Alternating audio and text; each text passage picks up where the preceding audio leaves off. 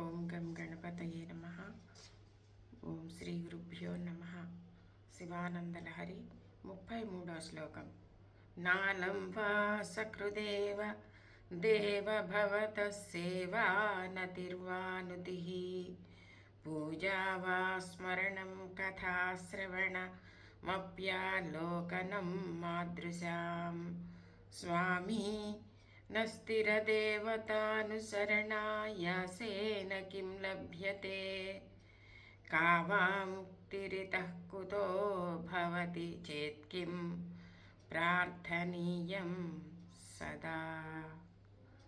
శంకర, సదాశివ, దేవా, ఒకే ఒక్కసారి నీకు నమస్కరించిన, నీ స్తోత్రం చేయడం వల్ల కానీ, నీకు పూజలు చేయడం వల్ల కానీ, నిన్ను కనీసం శంకర, శివ అని నిన్ను గుర్తు చేసుకున్నా కానీ, నీ యొక్క దివ్యమైనటువంటి కథలన్నింటినీ వినటం వల్ల కానీ,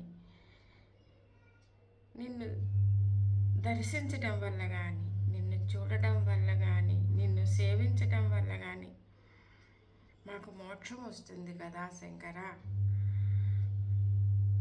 ఇవి కాకుండా ఇంకా ఏం చేయాలి మేము? మోక్షం కావాలి అంటే నిన్ను స్మరిస్తున్నాము, నిన్ను సేవిస్తున్నాము, నిన్ను చూస్తున్నాము, నీ మంగళమూర్తిని సందర్శిస్తున్నాము, నిత్యము స్మరిస్తూనే ఉన్నాం, ఆరాధిస్తూనే ఉన్నాం. శంకర, మాకు తప్పకుండా నువ్వు మోక్షాన్ని ప్రసాదిస్తావు కదా. ఇతర దేవతలను ఆశ్రయిస్తే వచ్చేటువంటిది పుణ్యమే కానీ, భౌతికమైన కోరికలు తీరటమే కానీ మోక్షం రాదు కదా. మాకు ఏం ప్రయోజనం ఉంటుంది ఇతర దేవతలను ఆశ్రయించడం వల్ల?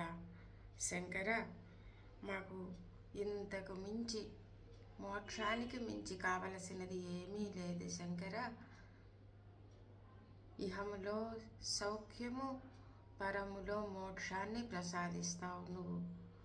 భౌతికంగా మేము ఉన్నప్పుడు, బ్రతికి ఉన్నప్పుడు మాకు కావలసినటువంటి అవసరాలన్నీ తీరుస్తావు.